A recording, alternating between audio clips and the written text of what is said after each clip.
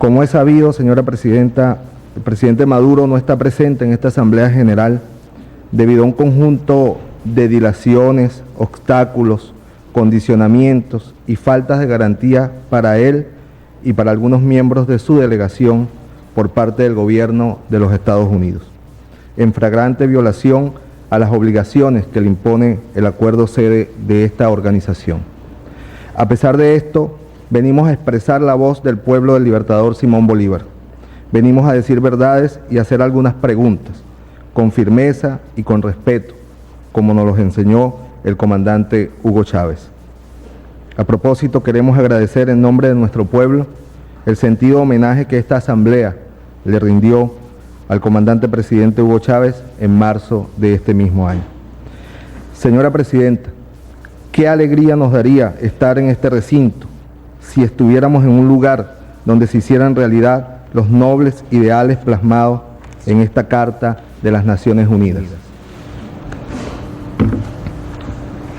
En esta se habla de preservar las generaciones venideras del flagelo de la guerra, pero la verdad es que desde este espacio se han decidido o permitido varias intervenciones militares que han sumergido a países y regiones del mundo a largos periodos de guerra y desestabilización. Nuestro Consejo de Seguridad ha devenido en un rehén de los halcones de la guerra, que cuando pueden justifican desde allí sus ataques y cuando no, le dan una patada a la mesa e igualmente hacen lo que quieren, como lo pretenden con los anunciados bombardeos a la República Árabe Siria.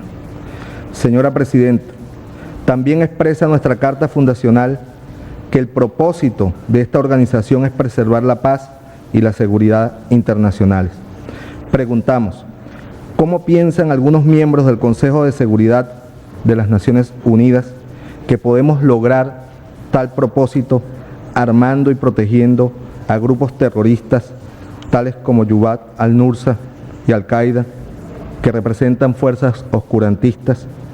Muchos de estos grupos, vinculados a hechos tan atroces como la destrucción de las Torres Gemelas en esta misma ciudad, niegan la existencia de cualquiera que piense distinto a ellos, sean estos cristianos, musulmanes o judíos, y profesan especialmente una carga de odio y de negación hacia las mujeres. ¿Por qué se les promueve? ¿Por qué algunos miembros del Consejo de Seguridad auspician a estos grupos terroristas camuflados bajo el ropaje de oposición política y se les permite incluso dar una conferencia en este recinto? ¿Qué opinarían los representantes de los gobiernos de países que tienen conflictos internos de carácter armado si los grupos violentos que los confrontan se les diera espacio y voz en esta sede para que justificaran su derrocamiento? En otro aspecto, señora Presidenta, el preámbulo de nuestra Carta contiene otra noble intención: promover el progreso social y elevar el nivel de vida dentro de un concepto más amplio de libertad. Pero en la realidad, la pobreza, el hambre y la injusticia crecen y crecen, y el nivel de vida y de libertades baja y baja, a partir de la imposición de un modelo excluyente, neofascista diríamos, como lo es el modelo neoliberal. Mientras los países como Venezuela, que hemos escogido el camino de la profundización de la democracia, con un modelo socialista de organización e inclusión popular, que nos ha permitido cumplir las metas del milenio establecidas por esta organización, somos permanentemente asediados, satanizados y perturbados en nuestra estabilidad política y social, como lo intenta una vez más en este momento la oposición antidemocrática de nuestro país, apoyada por las corporaciones mediáticas de la región y del mundo. Señora Presidenta, el artículo 2, numeral 4 de la Carta de las Naciones Unidas expresa de manera taxativa que los miembros de esta organización se abstendrán de recurrir a la amenaza o el uso de la fuerza contra la integridad territorial o la independencia política de cualquier Estado. Sin embargo, el presidente estadounidense, con el agravante de ser Premio Nobel de la Paz, amenaza con bombardear a tal o cual país si no cumplen con sus exigencias unilaterales, exigencias que pueden incluir hasta la salida de un gobernante que no les afecte. Esto tal vez se puede explicar porque a pesar de que en nuestra Carta de las Naciones Unidas se habla de la igualdad de las naciones grandes y pequeñas, el presidente de Estados Unidos declaró hace apenas 2 días que ellos son excepcionales. Es decir, que no son iguales que el resto de los 192 países que aquí estamos representados.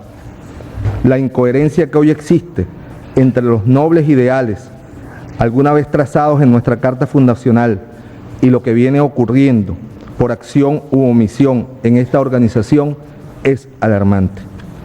¿Por qué en esta Asamblea General nadie se atreve a proponer que se sancione por las abiertas violaciones a la Carta de Naciones Unidas al gobierno que mantiene un centro de detención ilegal en la base militar de Guantánamo, en territorio ocupado de la República de Cuba, donde se practican torturas, tratos crueles y degradantes a la condición humana?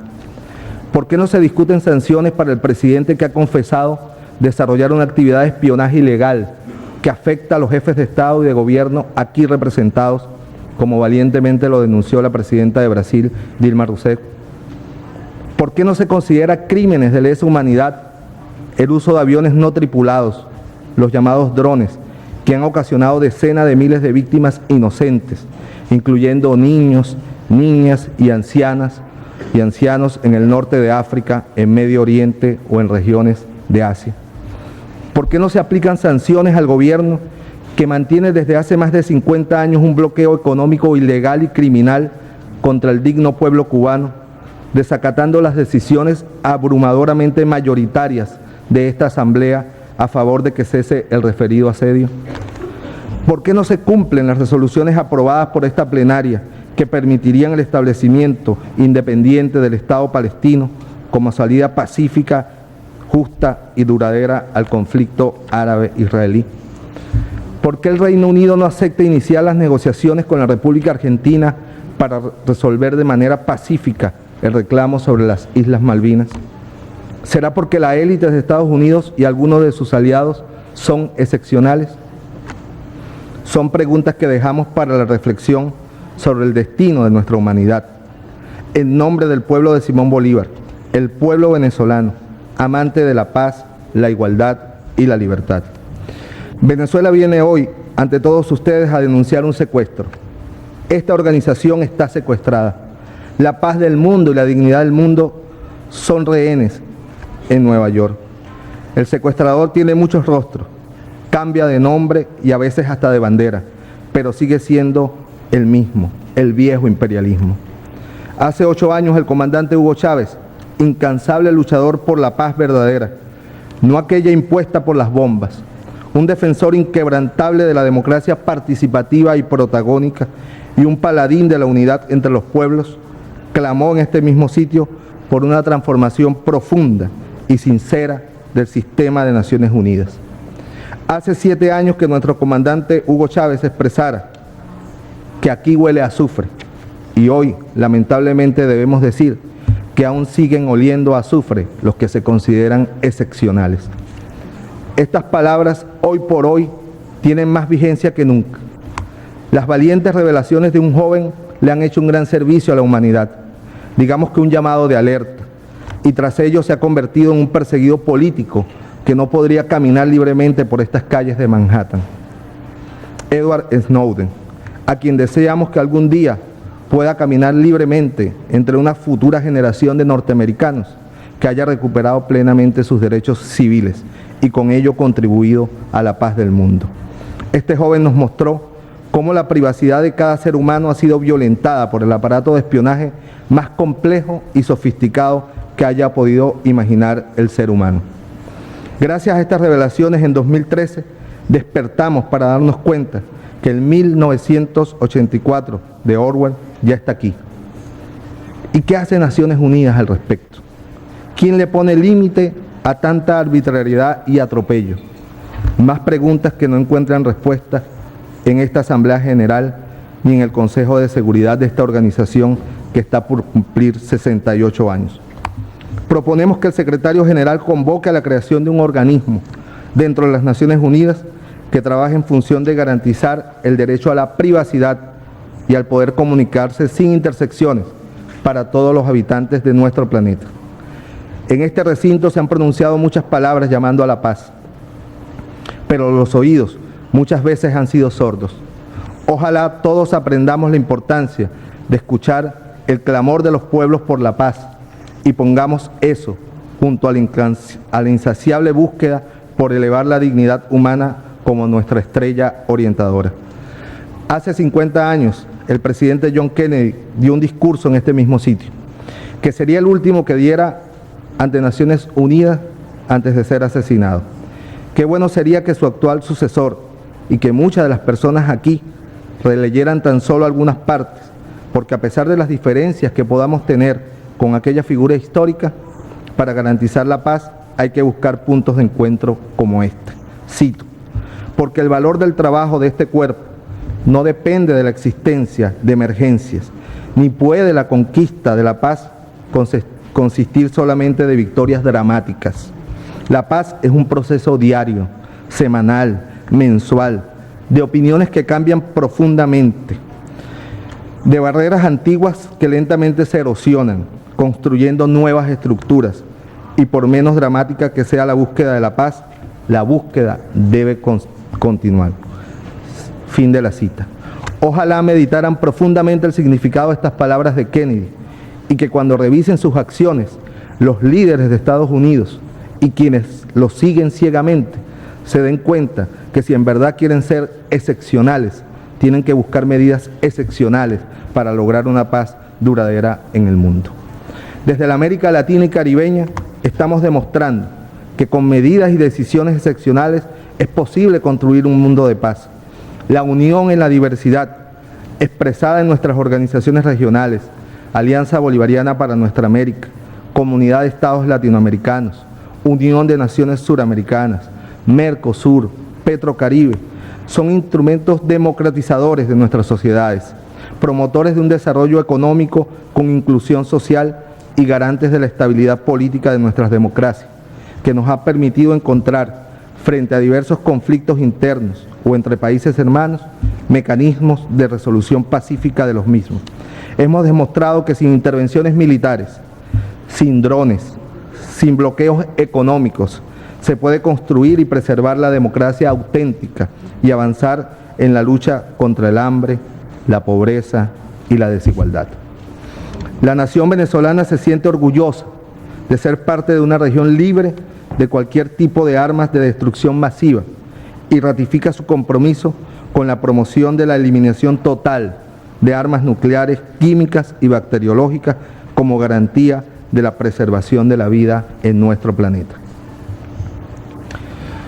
El comandante Chávez, en sus diversas intervenciones ante esta asamblea, pidió mejorar los métodos de atención a los problemas y de resolución de conflictos, con transparencia, y señaló una necesidad que ante la realidad de hoy se vuelve fundamental.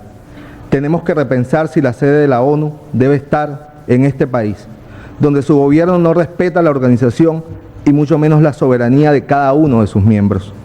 Naciones Unidas debe estar en un lugar donde se garantice el respeto por igual a todos sus miembros, donde florezca sin miedos ni presiones la voluntad política de ponerle fin a los conflictos del mundo a través del diálogo y donde la pauta sea el verdadero desarrollo social y la erradicación del hambre y la miseria, donde lo urgente no sea justificar una guerra, sino detenerla.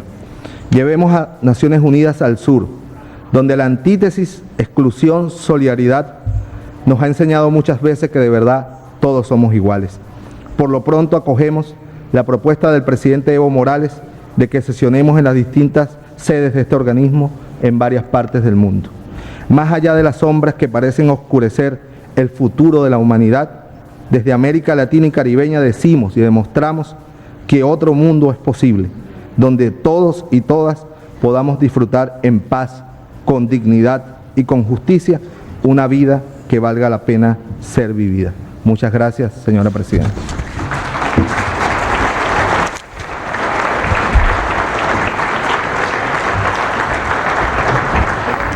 Bien, escuchamos al canciller de Venezuela, Elías Agua.